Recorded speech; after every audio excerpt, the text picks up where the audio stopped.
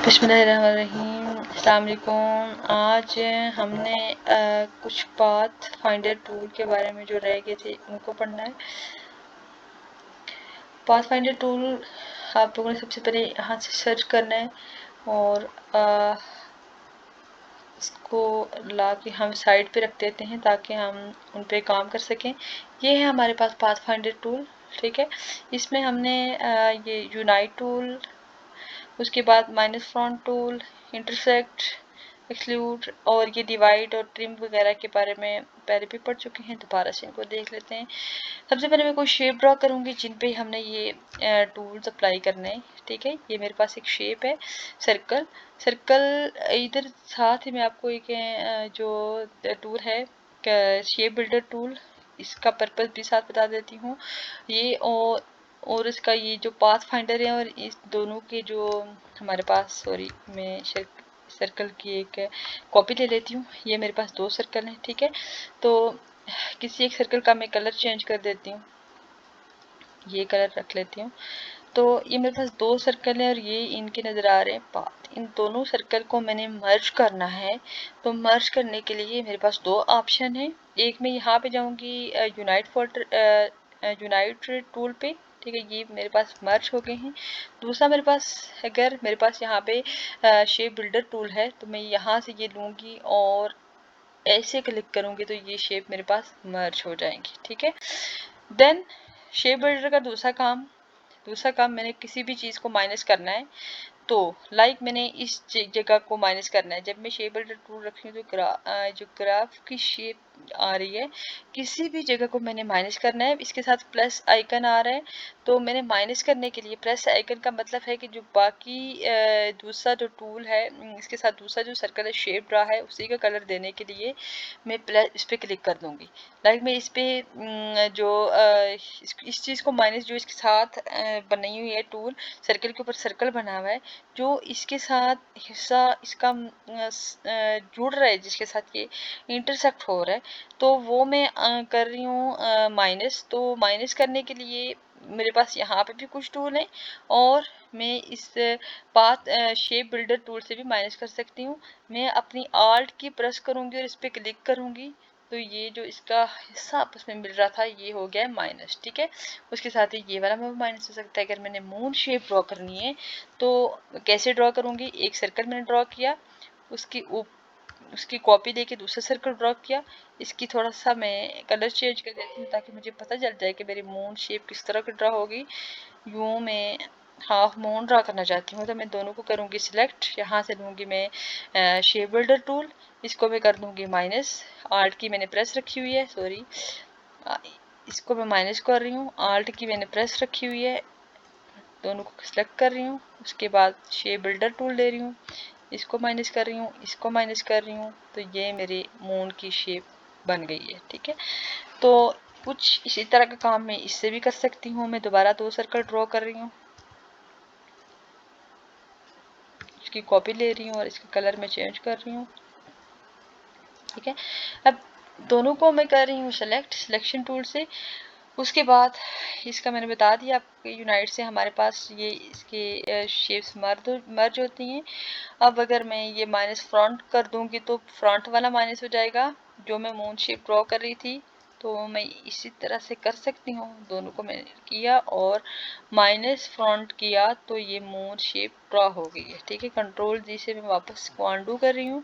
अब अगला tool intersect tool में जो हिस्सा आपस में दोनों शेप का मिला हुआ है वही रहेगा और बाकी शेप डिलीट हो जाएगी, ठीक है। जैसे सर्कल को मैं थोड़ा सा ऊपर जो सर्कल है ऐसे ड्रॉ कर रही हूँ और इंटरसेक्ट पे क्लिक कर रही हूँ तो जो उसका हिस्सा मिला हुआ था आपस में वही रह रहा है। ये चीज़ हमारे पास रह रही है और बाकी डिलीट हो रहा है। और इसके बाद हमारा है एक्सक्लूडेड में जो मिला हुआ है, एक्सक्लूडेड पे मैं क्लिक करूँगी, जो मिला हुआ है उसको माइनस कर रहा है। और इसमें जो था, जो मिला हुआ था उसको, उसके अलावा बाकी सारा माइनस कर रहा था इंटरसेक्ट पे, और एक्सक्लूडेड में जो मिला हुआ था उसको माइनस कर रहा है। इसमें जो मिला हुआ नहीं था उसको माइनस कर रहे हैं और इसमें जो मिला हुआ था उसको माइनस कर रहे हैं। देखें, इस पर मैंने क्लिक किया, कंट्रोल जी कर रही हूँ, इस पर मैंने क्लिक किया, तो जो आपस में जुड़े हुए हैं उसके अलावा जो भी शेप थे उसको वो माइनस कर रहा है, ठीक है। और उसके बाद मेरे पास डिवाइड टूल है, तो डिवाइड टूल में ये शेप्स की जो भी पॉइंट क्या कहेंगे, जो शेप्स यहाँ से एक दूसरे के साथ मिली हुई है वो सारा आपस में डिवाइड हो जाएगा, सारे पार्ट आपस में डिवाइड हो जाएंगे। लाइक ये अलग हो जाएगा, ये अलग हो जाएगा और ये शेप अलग हो जाएगी, ठीक है, डिवाइड हो जाएगी। तो इसके लिए सबसे पहले वो आपस में ग्रुप होती है। मैं इस डिवाइड टूल पे क्लिक करूंगी, पहले मैं क्लिक करूंगी, देखिए हमारे पास कुछ पॉइंट्स नजर आ रहे हैं यहाँ पे। जब मैं डिवाइड टूल पे क्लिक करूंगी तो ये पॉइंट खत्म हो जाएंगे और ये शेप मेरे पास दोनों शेप आपस में ग्रुप हो गई हैं। इसको अनग्रुप करने के लिए मैं अपने माउस का राइट बटन क्लिक करूंगी और अनग्रुप पे जाऊंगी। अब देखें कि हर शेप मेरी अलग हो चुकी है, ठीक है। अब मेरे पास दोनों सर्कल वापस आ गए, मैं कंट्रोल जी से वापस बैठ गई हूँ। उसके बाद मेरे पास ये ट्रिम है, ठीक है। पहली बात है मैं ट्रिम पे क्लिक करूंगी तो कुछ भी नहीं होगा।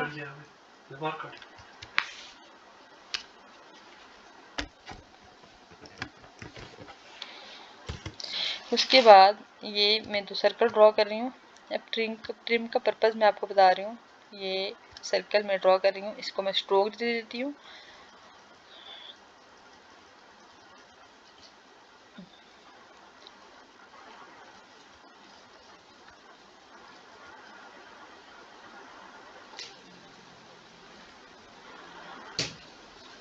सर्कल को मैंने स्ट्रोक दिया, उसके बाद इसको मैं कर रही हूँ जूम।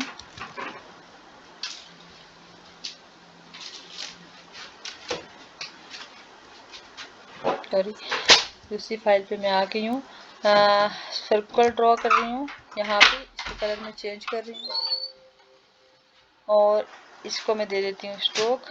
ये स्ट्रोक हमारे पास आ गए, इसकी मैं दे रही हूँ कॉपी, जो कॉपी ले रही हूँ, ठीक है। अब मेरे पास एक ऑप्शन है ऑब्जेक्ट के अंदर ऑब्जेक्ट को एक्सपेंड करना। देखें कि मेरे पास कुछ इस तरह से शेप ड्रॉ और ये इसके स्ट्रोक हैं। जो हमारे पास एक हमारे पास इनर आउटर सर्कल है और एक इसकी बैक साइड पे सर्कल है।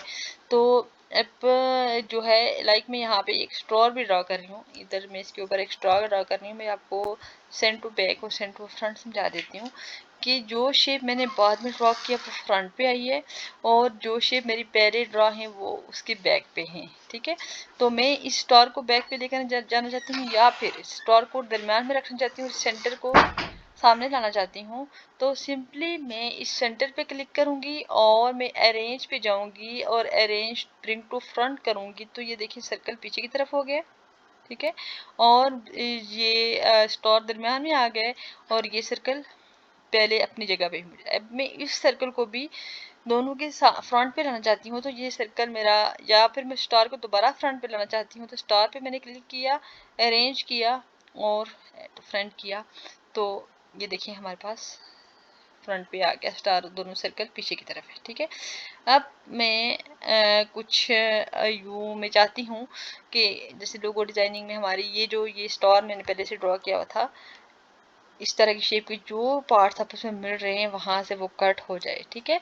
तो ये देखें कि मैं इसको सिलेक्ट कर रही हूँ तो ये इसकी स्ट्रोक आपस में मिल रही हैं। ये ऑब्जेक्ट्स हैं हमारे पास, ये जो आपको नज़र आ रहे हैं, ये अलग एक ऑब्जेक्ट है, ये अलग एक ऑब्जेक्ट है, ये अलग एक ऑब्जेक्ट है। तीनों ऑब्जेक्ट आपस में एक दूसरे के साथ मिल रहे हैं। तो मैं चाहती हूँ कि जहाँ जहाँ से ये चीज़ें मिल रही हूँ वो जगह मुझे खाली नज़र आए, ठीक है। तो उसके लिए मुझे ऑब्जेक्ट को एक्सपेंड करना पड़ेगा, ठीक है। Fill and stroke both expand करूँगी, अलग अलग हो जाएंगे। देन मुझे जो यहाँ से टूल यूज़ करना है, वो टूल यूज़ करना है मुझे ट्रिम का बेसिकली जो वीडियो एडिटिंग में काम होता है, कट करना होता है, इसमें भी वही काम मैं मैजिक टूल से करूँगी। ये मैं ट्रिम पे क्लिक किया, पहले मुझे बहुत सारी लाइंस नज़र आ रही थी, जैसे मैंने ट्रिम पे क्लिक किया तो ये लाइंस ख़त्म हो गई, ठीक है। इसमें अब फिल अलग हो रहा है और जो हमारे पास अब मैं इसको देखिए, मैं डिवाइड टूल पे क्लिक किया और मैं इसको अनग्रुप कर रही हूँ तो कुछ हर शेप अलग से ड्रॉ हो रही है। इस तरह से भी मैं कर सकती हूँ, ये देखें, ठीक है। और ये देखिए फिर थोड़ा सा प्रॉब्लम आ रहा है, मैं वापस कंट्रोल जी पे जा रही हूँ, डिवाइड पे नहीं गई मैंने ट्रिम के बगैर किया, ऑब्जेक्ट एक्सपेंड पे किया और मैंने ट्रिम कर रही हूँ। अब मैं जाऊँगी मैजिक टूल पे। मैजिक टूल का क्या मतलब है कि मैजिक टूल से सबसे जो अच्छा ये टूल, सबसे ज़्यादा यूज़ होने वाला टूल, अगर आपके पास मल्टीपल शेप्स हैं आर्ट बोर्ड पे या आर्ट बोर्ड के बाहर की तरफ पे, जो भी शेप्स आपके पास पर सॉरी आर्ट बोर्ड पे जो भी शेप्स आपके पास पड़ी हुई हैं उनका कलर चेंज करना चाहते हैं, ठीक है। लाइक मेरे पास एक सर्कल और पड़ा हुआ है, यहाँ पे मैं एक सर्कल ड्रॉ कर रही हूँ, ये वाला, ठीक है। और इसके अंदर भी वही कलर कर रही हूँ जो इसके अंदर है, ठीक है। तो मैं मैजिक टूल पे जा रही हूँ जब, तो मैजिक टूल पे क्या हो रहा है, मैजिक टूल से मेरा कुछ भी सिलेक्ट नहीं है, तो मैजिक टूल से ये आर्ट बोर्ड पे जो जितने कलर उसको मिलेंगे, ठीक है, आर्ट बोर्ड पे जिस कलर पे मैंने सिलेक्ट किया हुआ है उससे मिलते जुलते, मतलब वही कलर किसी और शेप के अंदर भी ड्रॉ हो है वहाँ पे, तो मैं उसको अगर चेंज करना चाहती हूँ तो सिंपली मैं मैजिक टूल से उस कलर को सिलेक्ट कर लूँगी। ये देखें, उस कलर को मैंने सिलेक्ट किया हुआ है मैजिक टूल से, और फिर मैं यहाँ से फिल कलर में चेंज कर दूंगी, तो जो आर्ट बोर्ड पे जो भी शेप्स जिनमें वो कलर होगा तब वो हो जाएंगी, उसका कलर हो जाएगा चेंज, ठीक है। तो यहाँ पे मैंने ये काम नहीं करना, मैंने इस शेप को अलग अलग करना है, तो अलग अलग करने के लिए मैं क्या करूँगी, पहला काम मेरे पास ये होगा कि मैजिक टूल से इसको सेलेक्ट करके यहाँ पे इसमें जो कलर कर रही हूँ वो वाइट कर रही हूँ, क्योंकि मेरे आर्ट बोर्ड का कलर जो है वो वाइट है। तो ये देखें कुछ यूं शेप मेरे पास सब अलग अलग हो रही है, लेकिन अगर इसकी मैंने बनानी है पीएनजी फाइल या फिर इसको मैं किसी और कलर में सेट करती हूँ वाइट के अलावा, बैकग्राउंड के अलावा, तो ये मुझे वाइट कलर नज़र आ रहा है जो बिल्कुल भी अच्छा नहीं लग रहा। तो इस वाइट कलर को ख़त्म करने के लिए वापस मैं पीछे जा रही हूँ, बैक जा रही हूँ, यहाँ पे मेरा ब्लैक कलर आ रहा था तो मैं मैजिक टूल पे जाऊँगी, इससे मैं ब्लैक कलर को सिलेक्ट करूंगी और सिंपली मैं डिलीट करूंगी। तो ये देखें अब मैं इसको विदाउट बैकग्राउंड आ गया है, ठीक है, ट्रांसपेरेंट इसका बैकग्राउंड हो चुका है। किसी भी बैकग्राउंड पे आप को लगाएं तो ये वाइट कलर नज़र नहीं आएगा, बल्कि जिस बैकग्राउंड पे आप लगाएंगे तो उसका पिछला बैकग्राउंड नज़र आएगा, ठीक है। यहाँ से ये शेप्स मिली हुई थी वो सब की सब हो चुकी हैं अलग, ठीक है। उसके बाद मैंने आपको बताना था टेक्स्ट टूल, ठीक है, टेक्स्ट टूल बताया है। टेक्स्ट टूल में हम सिंपली इस टी पे क्लिक करेंगे और यहाँ पे कोई भी टेक्स्ट अगर लिखना चाहते हैं तो लिख सकते हैं। आज का लेक्चर इतना ही था। तो एक आइकन ड्रॉ करना मैंने आपको सिखाना था, जैसे ये मेरे पास एक है सर्कल, ठीक है, इसका सबसे पहले फिल में बंद कर देती हूँ।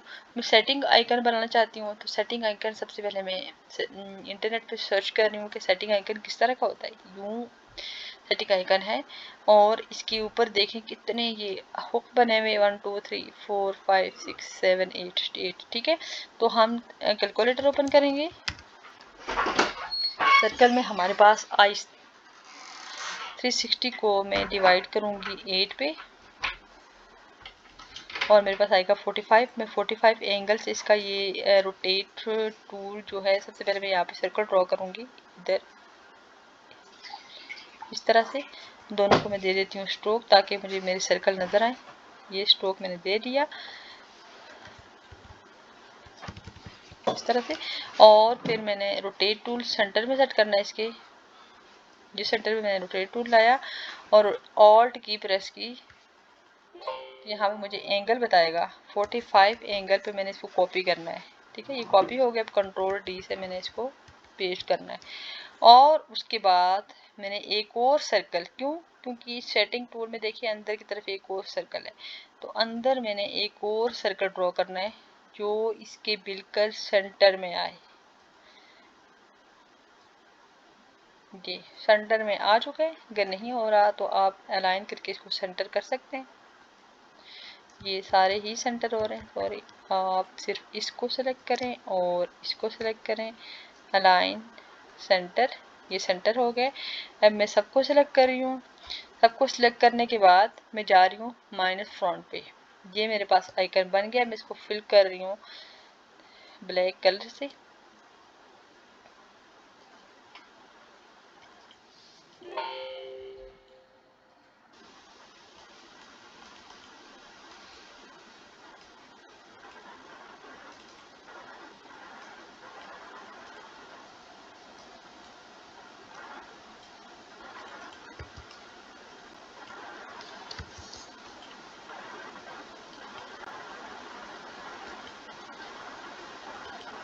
ये मेरा सेटिंग का आइकन बन चुका है। ठीक है, तो असाइनमेंट आप लोगों की ये थी कि आपने कुछ इंटरनेट से लाइक ये यूट्यूब का आइकन मैंने इसको यहाँ से मैंने करना है कॉपी, और फिर मैं आपको असाइनमेंट अपने आपके ग्रुप में दे रही हूँ कि आपने एक दो आइकन्स जो मैं आपको भेजूंगी तो आपने टूल्स को यूज़ करते हुए उन आइकन को ड्रॉ करना है। आज की हमारी क्लास इतनी ही थी। थैंक यू, अल्लाह हाफिज़।